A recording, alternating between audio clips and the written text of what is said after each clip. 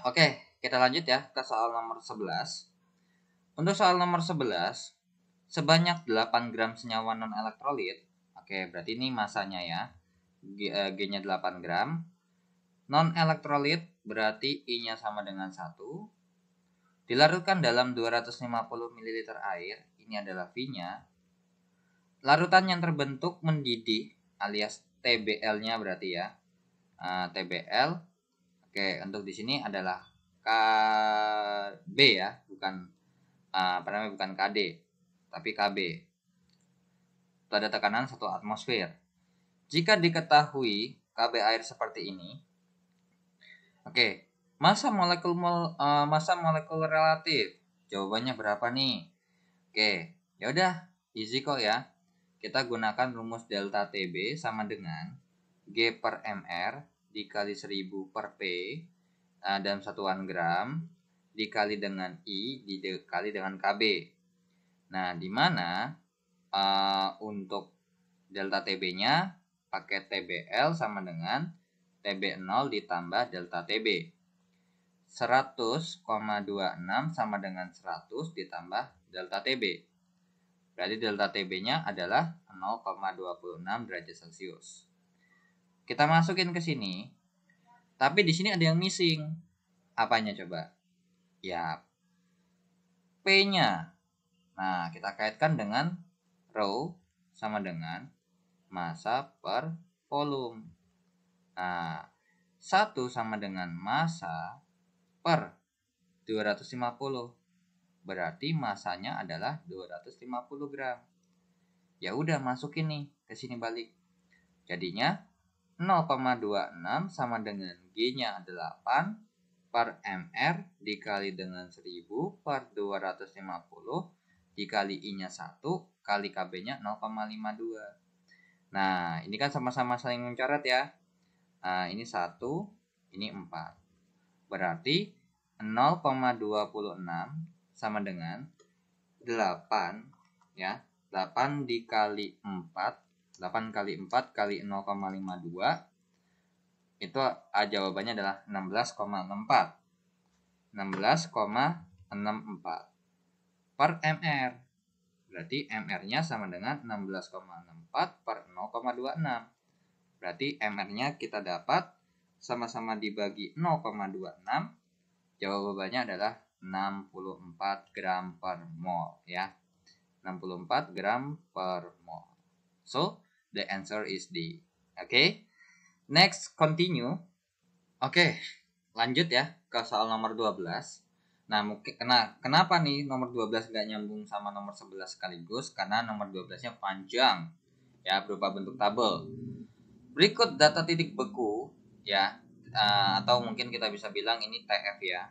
Karena kan kesepakatan kita yang kalau yang saya pakai ya, itu TF aja. Tapi kalau misalkan ingat ya, di sekolah kalian pakainya TB, ikutin aja. Karena takutnya nanti disalahin kalau esai. Oke, di sini cuman nggak ada disuruh menghitung. Karena pertanyaannya adalah, ada tabel nih. Pernyataan yang benar berdasarkan data tersebut. Oke, let's check.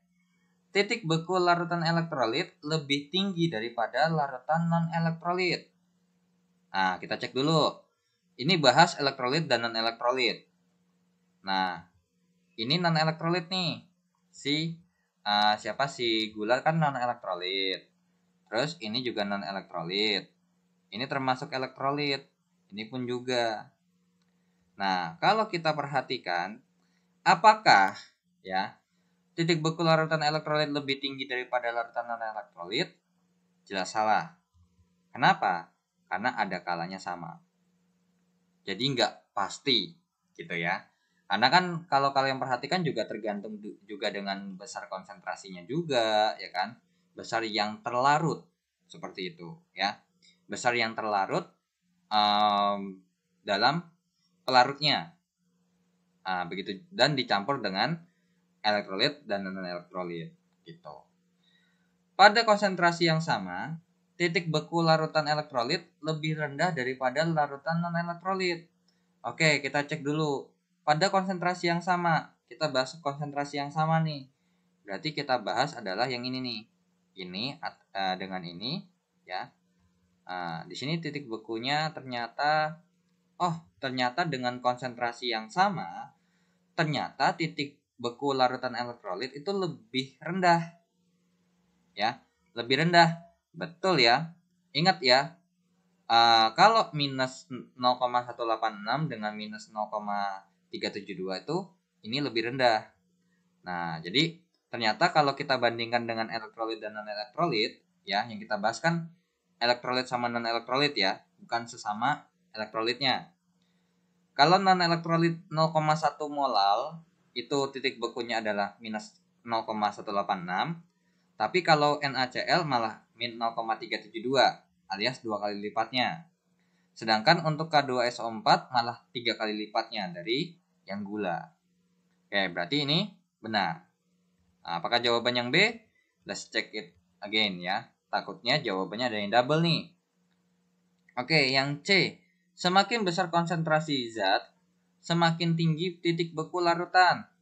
Oh, ternyata belum tentu ya. Tergantung juga sama elektrolit atau non elektrolitnya besarnya ya. Oke, jadi salah. Titik beku larutan dipengaruhi oleh jenis zat terlarut dan jenis pelarut. Tentu salah ya. Karena di ini adalah titik beku larutannya itu dipengaruhi oleh jumlah yang terlarut, jumlah zat yang terlarut, bukan jenisnya. Larutan elektrolit yang berkonsentrasi sama memiliki titik beku yang sama. Salah. Karena kalau misalkan kita bandingkan yang ini dengan yang ini, ternyata titik bekunya beda nih. Gitu. Karena kan ada pengaruh faktor Van Hoff ya. Jadi mungkin yang ionnya lebih banyak itu sifat nilai titik bekunya atau nilai sifat besar dari sifat koligatif larutannya itu makin besar ya. Oke, jadi jawabannya ternyata yang cuma satu doang. Jadi nomor 12 jawabannya adalah B ya. Pada konsentrasi sama, titik beku larutan elektrolit lebih rendah. Ya, betul. Oke, kita lanjut ke soal berikutnya. Oke, kita lanjut ya ke soal berikutnya nomor 13. Nomor 13, berdasarkan diagram PT tekanan suhu ya, diagram tekanan suhu air berikut yang merupakan daerah perubahan titik didih atau delta TB ya. Itu yang mana sih? Oke, delta TB itu adalah yang mana nih? Dari mana? Titik didih ya. Titik didih itu berarti dari cair ke gas. Oke, untuk delta TB itu adalah jawabannya yang I ke C ya. Karena kenapa? Kalau untuk masalah perubahan titik didih itu kan dari dasarnya adalah TBL sama dengan TB0 ditambah delta TB kan. Nah, untuk TBL itu ada di sini, TB0 tuh di sini. Sedangkan untuk TBL tuh di sini. Nah, untuk delta TB-nya yang mana? Nah, delta TB-nya tuh yang di sini. Nah, seperti itu. Atau bisa juga dari sini ke sini ya. Dari C ke F juga boleh. Kalau dari A ke B, ini adalah batas antara padat dengan cair. Atau mungkin, kalau daerah perubahan titik didih. Harusnya sih ini sih ya. Karena kalau misalkan kita bisa bilang, perubahan titik didih. Sedangkan soalnya kalau misalkan A yang ini nih yang garis yang garis benar-benar ini yang garisnya nggak putus-putus, ini tuh adalah punya si air ya, ini adalah punya air. Sedangkan kalau kita kasih warna lain ya, ini adalah punya larutan. Kalau misalkan kita bisa bilang perubahan titik didih, daerah perubahan titik didih harusnya sih ke J ya. Karena kalau berdasarkan kunci jawaban tuh adalah D ke E. Dari sini ke sini nih. Kalau padat ke cair emang betul. Dia dia dari padat ke cair itu menguap ya. Bukan mendidih. Kalau mendidih itu dari cair ke gas. Jadi kalau masuk akalnya tuh mungkin F ke E atau B ke C gitu ya. Oke, jadi untuk jawabannya adalah I ke J ya. Kalau misalkan untuk yang H ini adalah TF0, kalau ini adalah delta TE, ini adalah TFL, dengan ini adalah delta TF. Seperti itu ya. Kalau ini titik triplet ya. Jadi titik keseimbangan dari tiga fase zat. Seperti itu ya. Oke. Nah, kalau untuk misalkan definisinya ya, A ke B ini adalah garis beku pelarutnya ya.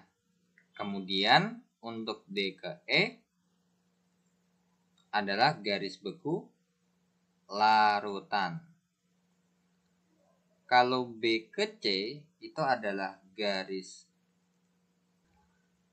didih ya, garis didih pelarut.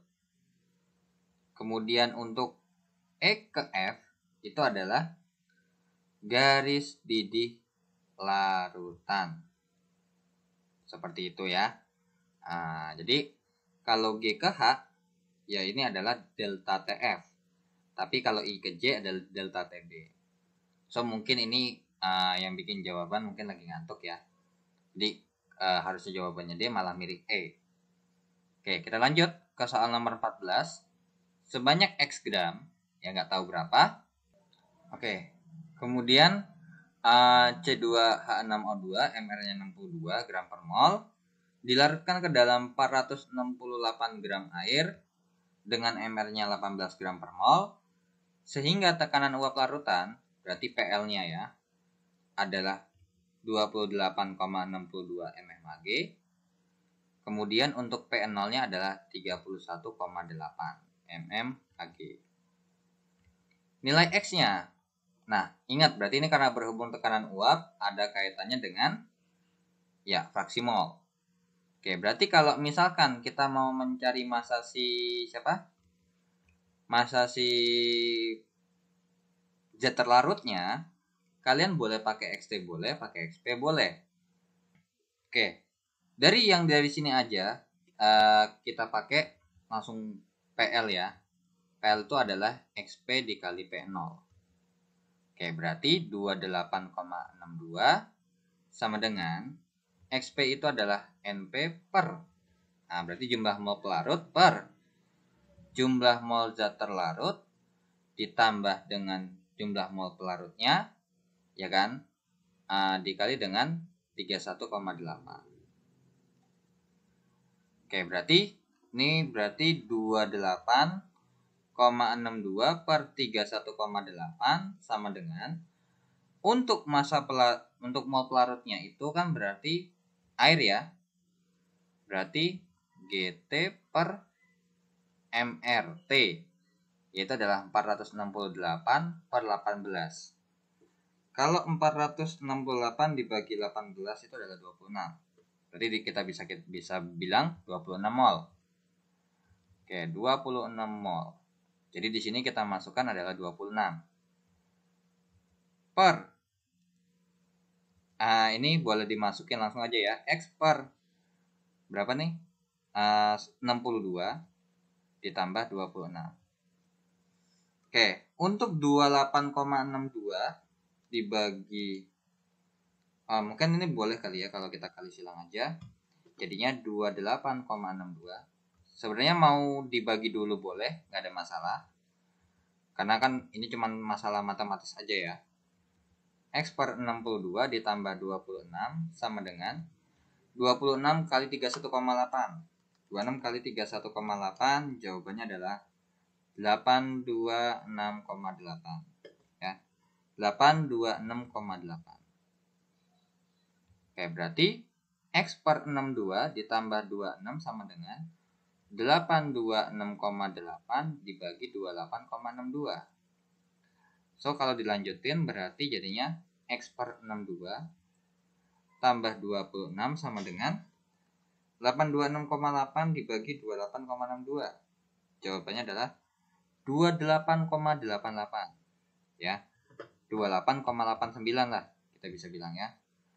28,89. Berarti X per 62-nya sama dengan 28,89 dikurang 26.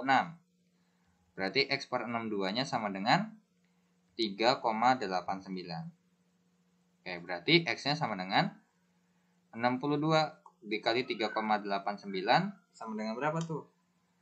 3,8 2,8 ya, sorry ya. Kok 3,8?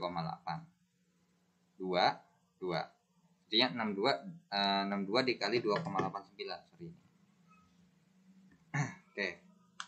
62 dikali 2,89. Jawabannya adalah 179,18 ya. Oke, berarti ya mirip-mirip dah sama yang C ya. Nah, seperti itu. Atau boleh kalau misalkan soal nomor 14 ini kalian berangkat dari fraksi mol terlarutnya ya.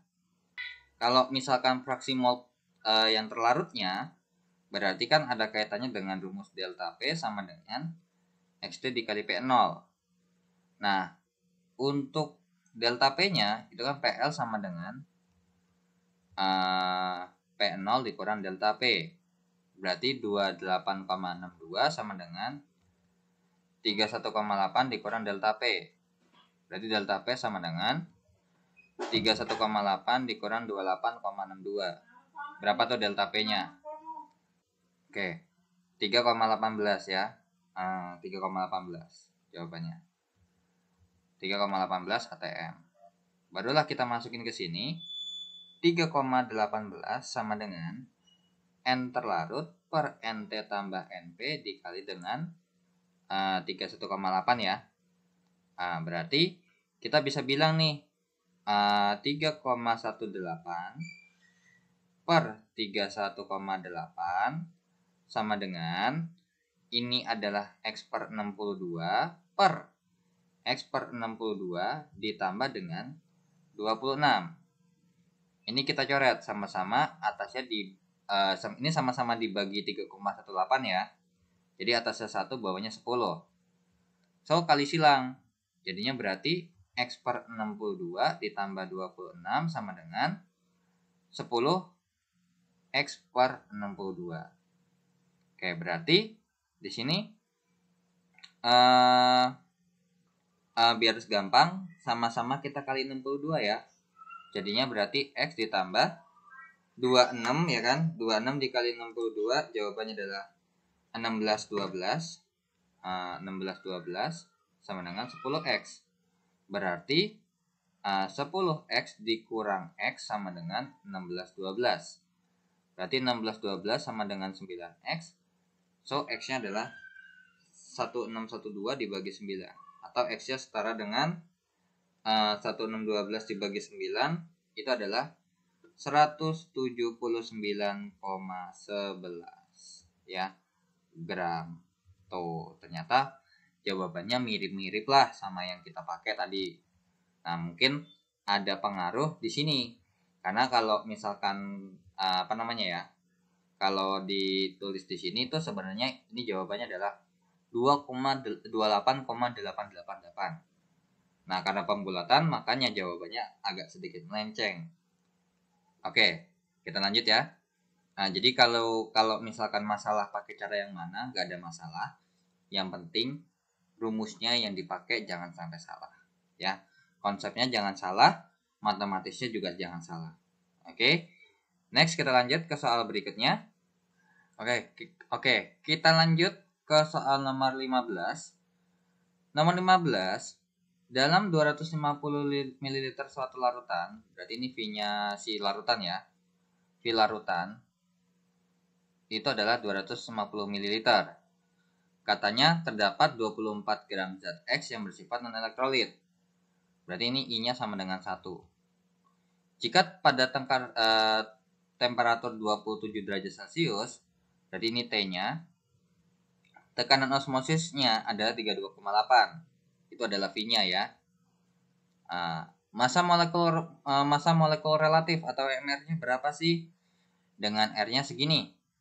Ya udah, nomor 15 kita kerjakan dengan rumus P sama dengan G per MR ya, dikalikan dengan 1000 per V dalam satuan mililiter, dikali dengan I, dikali dengan R, dikali dengan T, gitu ya. Karena kan ini udah ada versi lengkapnya, ya kita pakai versi panjangnya aja. Kalau kalian mau pakai versi pendeknya dulu yang M kali I kali R kali T juga nggak apa-apa, nggak ada larangan kok, ya. Oke, berarti ini adalah 24 per X atau per MR dikalikan dengan 1000 per 250 dikali 1 dikali 0,082 dikali dengan, nah jangan lupa nih, ini ada yang kelupaan, T-nya di sini harus dalam satuan Kelvin. Ya udah, T-nya sama dengan 27 derajat Celcius. Berarti 27 tambah 273 sama dengan 300 Kelvin. Nah, Pi-nya di sini masukinnya 32,8 ya. Ini 300. Berarti di sini kita coret 1 ini 4. Berarti lanjut 32,8 sama dengan, hitung tuh, 24 kali 4 kali 0,082 kali 300. Jawabannya adalah 236. Nah, 2361,6 ya. 2361,6 per MR. Berarti MR-nya ya tinggal kebalikannya aja ya. 2361,6 per 32,8. Berarti MR-nya berapa tuh? Kalau kita hitung dibagi 32,8. Jawabannya adalah 72 gram per mol. Oke ya. Jawabannya adalah 72 gram per mol. So, the answer is C. Oke, next kita lanjut ke soal nomor 16. Ke dalam 250 gram air dilarutkan ini. Oh, nih udah ada KB-KB-an ya. Berarti kemungkinan besar ini adalah P-nya ya. Oke, massa pelarutnya. Oke, berarti ini adalah P-nya. Ini adalah G-nya 17,4 gram. K2SO4. Kalian harus hati-hati. Kenaikan titik didihnya atau delta TF-nya. Delta TB ya, berapa sih? Oke, kok ini FC. B, sorry. Ini adalah KB. Ya udah. Nomor 16, kalau kita masukin delta TB sama dengan gram per MR kali 1000 kali P dalam satuan gram dikali dengan I dikali dengan KB. Nah, permasalahannya adalah I-nya berapa? Nah, kita cari dulu dong, ya kan? Nah, karena berhubung ini merupakan K2SO4 yang kalau terurai menjadi 2K plus tambah SO4 2 min, karena berhubung di sini juga nggak dikasih tahu derajat ionisasinya berapa. Nah, berarti anggap elektrolit kuat. Berarti di sini karena berhubung N-nya 3, maka I-nya pun akan sama dengan 3. Ya udah, kita masukkan delta TB sama dengan 17,4 dibagi. Nah, untuk MRK2SO4 ya, seperti yang saya bilang, kalau misalkan MR-nya nggak dikasih tahu langsung, pasti AR-nya ini ada nih. Terkecuali kalau mungkin unsur-unsur umum kayak C, kayak H atau O gitu ya. Nah, itu karena umum mungkin AR-nya nggak dikasih tahu. Untuk MR K2SO4 itu sama dengan 2 kali ARK tambah ARS tambah 4 kali ARO. Jadinya berarti 2 dikali 39 tambah 32 tambah 4 kali 16. Berarti berapa tuh? 78 tambah 32 tambah 64 ya. 174 gram per mol. Ya udah, masukin nih. 174 dikali 1000 per 250 dikali I-nya 3 dikali KB-nya 0,52. Tinggal coret nih. Ini 1, ini 4, ya kan? Kemudian 17,4 dibagi 174 itu adalah 0,1 harusnya ya. 17,4 dibagi 174. Ya, 0,1 atau 1/10 ya. Oke. Ini kalau kita bisa langsung, ini adalah 0,1. Ya udah, berarti delta TB-nya tinggal hitung aja tuh. 0,1 dikali 4 kali 3 kali 0,52. Ternyata jawabannya adalah 0,624 ya. 0,624 derajat Celcius. So the answer is D. Oke. Next, kita lanjut ya ke soal nomor 17. Oke, kita lanjutkan ke nomor 17 ya. Suatu zat non-elektrolit dengan MR-nya 40 gram per mol sebanyak 30 gram dilarutkan dalam 900 gram air dan menyebabkan penurunan titik beku larutan sebesar 1,55 gram 1,55 derajat Celcius. Massa yang harus dilarutkan ke dalam 1,2 kg air agar diperoleh larutan. Nah, yang penurunan titik bekunya setengah kali titik beku larutan yang di atas, gitu. Oke, ini, nah untuk soal kayak gini nih ada beberapa cara ya. Oke, untuk cara pertama, sebenarnya kalau misalkan ini kan membandingkan, gitu ya, dan yang dibandingkan itu adalah sesuatu zat non elektrolit. Kita nggak tahu sama apa beda. Cuman di sini yang dibandingkan adalah bahwa katanya intinya delta TF yang kedua itu sama dengan setengah dari delta TF yang pertama. Ya kan, karena di sini ada kalimat agar diperoleh larutan dengan penurunan titik beku setengah kali yang bersangkutan gitu.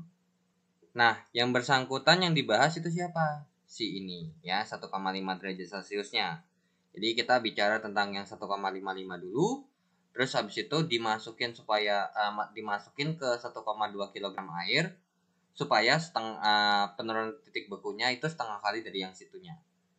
Oke, berarti sebenarnya kita tahu bahwa rumusnya kan itu adalah G2 per MR gitu ya. G per MR dikali dengan 1000 per P dikali dengan I dikali dengan KF. Ya, cuman kan KF ya, karena titik beku. Sama dengan setengah kali. Nah, ini kan kedua nih. Berarti ini 2, ini 2, ini 2, ini 2, ini 2. Oke. Nah, kemudian ini kan 1000 per 1000. G per MR dikali dengan 1000 per P dikali I dikali dengan KF. Karena ini bahas yang pertama, dikasih simbol dulu ya, nomor 1. Nah, ingat, karena berhubung ini yang dilarutkan ke dalam air, so titik bekunya sama. Oke, set, coret. Karena sama-sama zat non-elektrolit, so 1 ya. So ini sama nih I-nya. Ada lagi nggak? Ada. Karena berhubung ya kan, di sini adalah suatu zat yang MR-nya sama ya. Oke, berarti di sini membahas zat yang sama. Cuman bedanya adalah massa pelarutnya dan massa yang dilarutkannya berbeda. Kemudian yang terakhir yang pasti bisa dicoret adalah yang ini nih, sama. Ya udah, sebenarnya gini. G2 itu adalah X. Jadi sisanya adalah G2 per P2 sama dengan setengah kali G1 per P1. Nah, G2-nya itu adalah X. Per P2-nya adalah 1200. Kita rubah dalam bentuk gram aja, biar gampang. 1 per 2 dikali G1-nya adalah 30 per 900. Ya udah, berarti ini sama-sama kita coret dong ya. Sama-sama kita coret. Ini 1, ini 30. Ya udah, berarti X per 1200 sama dengan 1 per 60. Berarti 60X sama dengan 1200. Berarti X adalah 1200 per 60 sama dengan, berarti kita bisa bilang X-nya adalah 20 gram. Ini adalah cara pertama yang langsung membandingkan. Bagaimana cara keduanya? Ya, cara keduanya ya harus cari dulu nih. Misalkan KF-nya ke. Nah, oke. Kalau untuk cara kedua, bisa menggunakan cara seperti ini ya. Misalkan kita membandingkan. Nah, cuman untuk masalah karena ini kan ya, supaya ini berguna gitu ya. Terus ini pun berguna. So, berarti kalau untuk masalah yang yang mau dicari, masanya itu adalah ada kaitannya dengan molalitas. Yaitu adalah G per MR dikali 1000 per P. Nah, kita cari dulu nih molalitasnya. Gimana caranya kita cari molalitas? Nah, ini pakai perbandingan delta TF1 per delta TF2 gitu ya. Nah, sama dengan M1 kali dikali dengan KF1 ya, dikali I1 per M2 dikali KF2 per I2. Nah, permasalahannya lagi muncul ketika ya M1-nya belum ada.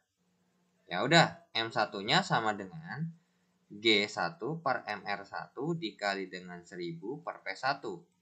Jadinya yang awal nih, M1-nya adalah 30 per 40 dikali 1000 per 900.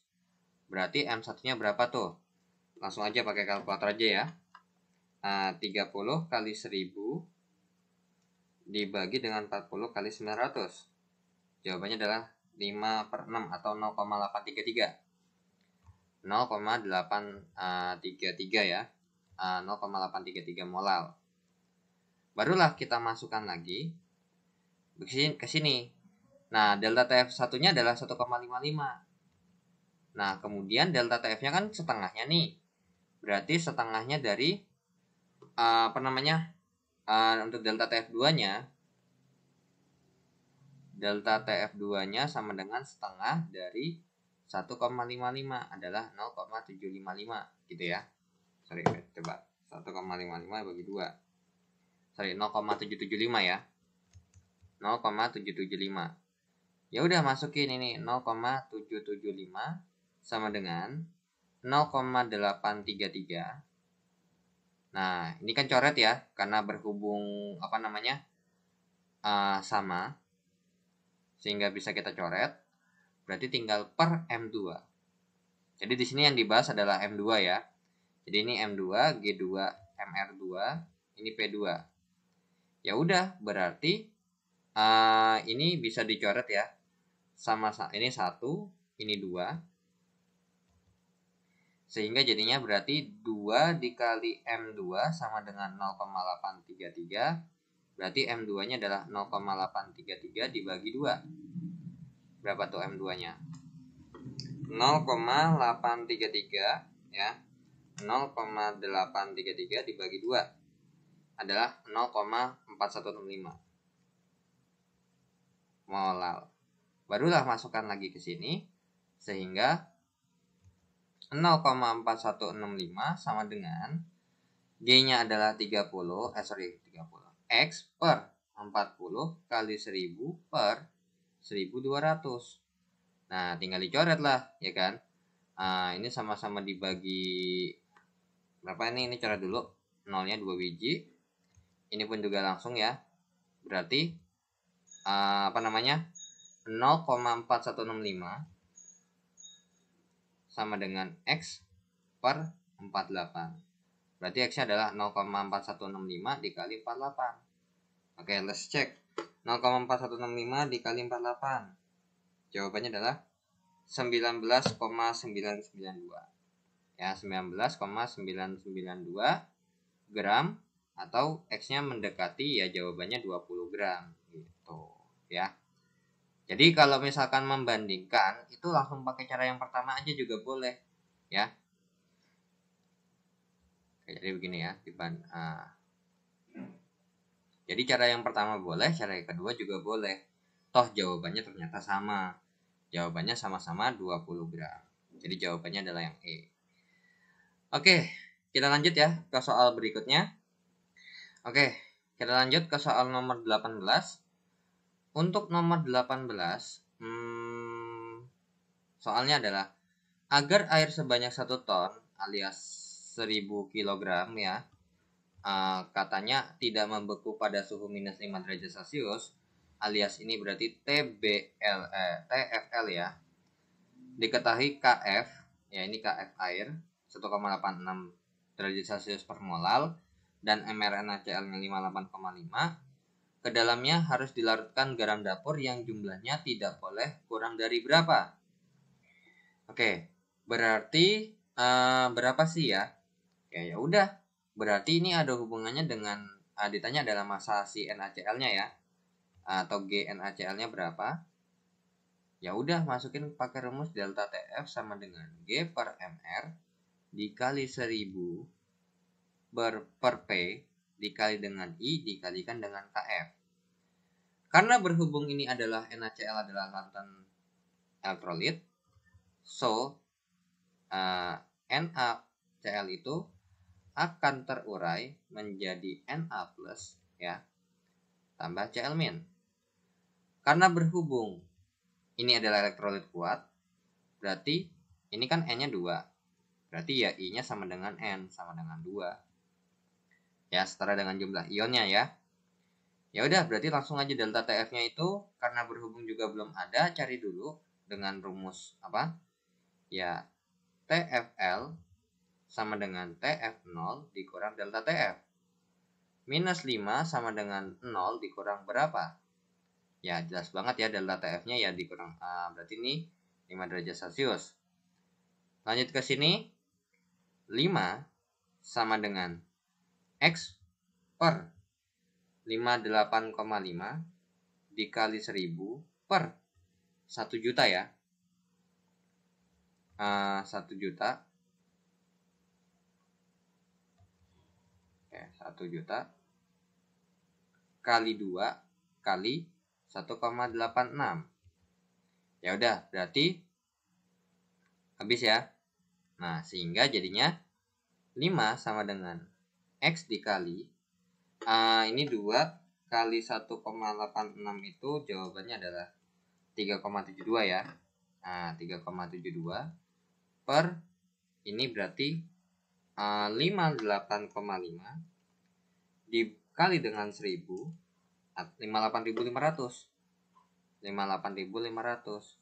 Berarti 5 dikali 58.500 sama dengan X dikali 3,72.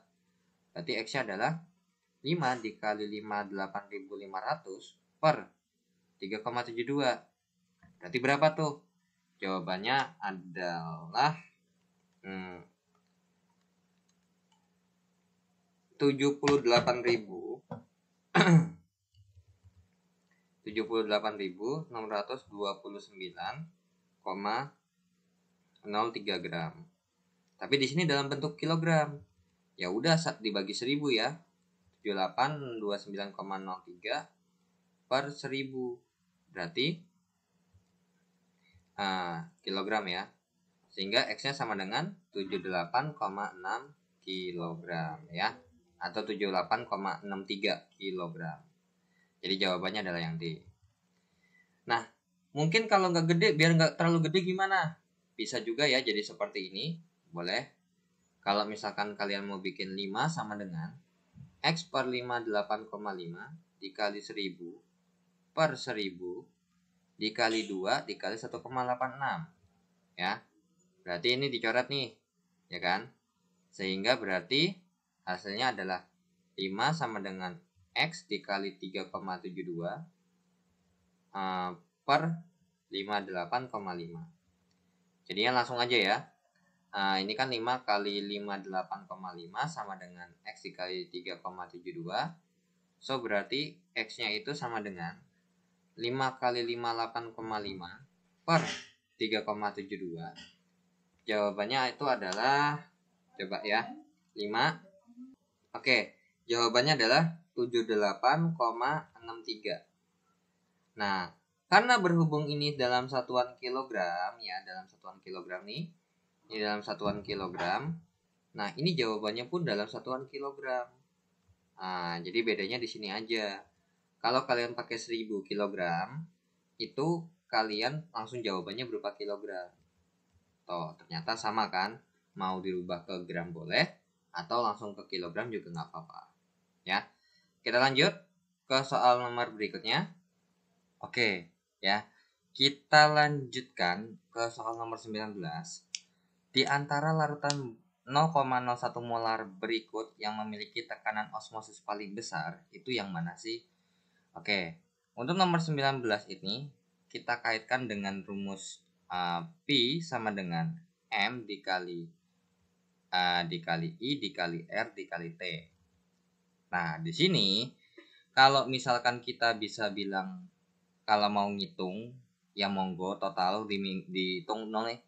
Untuk M-nya itu 0,01, I-nya sesuaikan dengan senyawanya, R-nya 0,082, tapi masalahnya sayangnya adalah T-nya nggak ada. Makanya kenapa kalau ada soal seperti ini, kalian nggak usah 100% menghitung semuanya. Kayak misalkan M-nya harus dimasukin nggak juga. R-nya juga nggak dimasukin juga nggak apa-apa. Karena apa?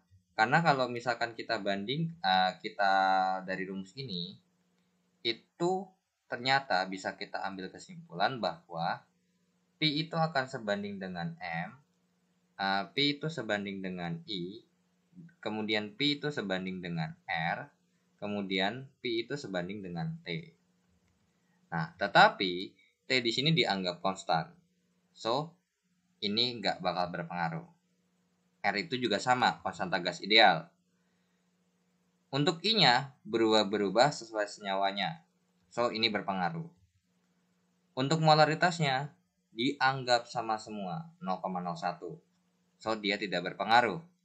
Jadi dapat disimpulkan bahwa Pi-nya itu berpengaruh terhadap I-nya saja. So, yang harus kita cari berarti karena berhubung ini sebanding ya. Berarti kita bisa bilang bahwa ketika ini butuh T yang tinggi, maka ini tinggi. Tapi ketika ini down, ini akan down. Nah, so berarti kalau misalkan ini kita perlu I-nya aja nih.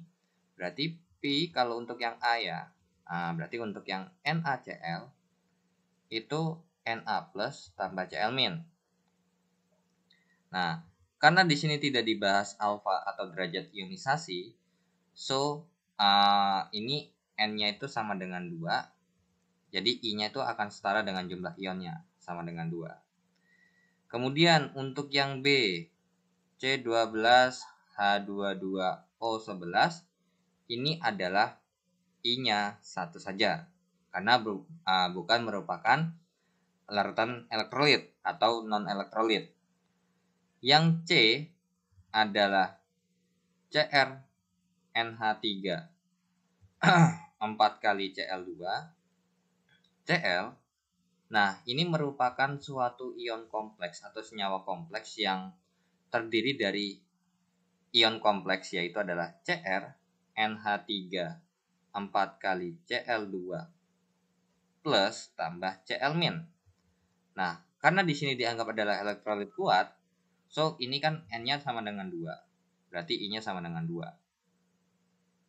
Kemudian untuk yang D, BaCl2 kali akan terurai menjadi Ba2 plus tambah 2Cl min. Berarti N-nya sama dengan 3, berarti I-nya sama dengan 3. Kemudian untuk E-nya, ini adalah CONH22 kali itu adalah urea. Jadi non-elektrolit, berarti I-nya 1. Nah, berarti karena berhubung kita butuh tekanan osmosis paling besar, berarti ternyata kita butuh nilai I terbesar juga. Nilai I terbesar jatuh di senyawa BaCl2 atau barium klorida dengan nilai I sebesar 3. Ya. Jadi kurang lebih seperti itulah konsepnya. Jadi nggak perlu harus ngitung semuanya. Ya, nggak perlu masukin 0,01, R-nya 0,082. Ya, walaupun misalkan di sini ada T-nya, dikasih tahu T-nya juga dianggap sama semua. Seperti itu, ya. Oke, kita lanjut ya. Mungkin untuk soal nomor 20-nya, ini nomor 19-nya akan dihapus terlebih dahulu. Ya. Jadi ingat aja nih ya, kalau misalkan untuk ionnya itu sebenarnya sama kasusnya untuk nyebarnya. Jadi karena di sini Cl, di sini adalah Cl min, terus ini adalah yang plusnya seperti itu. Jadi ini ada tata cara namanya tuh ada ya. Cuman nggak segampang kalau misalkan kita namain larut senyawa ion gitu. Oke, kita lanjut ke soal nomor 20. Di antara kelima larutan berikut, larutan dengan titik didih paling rendah itu yang mana sih? Nah, oke. Berarti di sini ada hubungannya dengan kan gini ya. TBL sama dengan TB0 tambah delta TB. Karena berhubung ini tetap semua, ya, karena berhubung ini tetap, so nggak ikut kan? Nah, karena kan di sini kita anggap dilarutkan ke dalam air. So berarti di sini sebenarnya sama-sama 100 semua nih. So yang mempengaruhi dia berbeda adalah delta TB-nya. Tapi kalau kita lihat berarti kalau ini naik. So kalau misalkan ini turun, ini turun. Tapi ternyata kalau kita bandingkan ini nggak langsung ke situnya, bukan delta TB-nya. Di delta TB-nya itu ada lagi nih. Nah, untuk rumus delta TB itu kan kalau kita kaitkan dengan apa? Karena berhubung ini ada M ya, langsung dikasih tahu M-nya, kita nggak pakai G per MR. Kita pakai M dikali I dikali dengan KB. Nah, dari rumus ini, dapat diperoleh, ya, maka delta ini akan sebanding dengan M, delta TB ini sebanding dengan I, dan delta TB-nya ini sebanding dengan KB. So, karena berhubung KB-nya itu tidak merupakan kosata, so kita nggak usah masukkan. Jadi yang berubah ini dan M-nya ini berubah semua. Ya udah, berarti yang kita bandingkan untuk perbandingannya adalah M sama I-nya aja dikali. Nah, kalau kalian perhatikan juga untuk delta TB ini besar, maka ini harus besar. Ya udah, berarti yang kita bandingkan adalah M kali I-nya saja.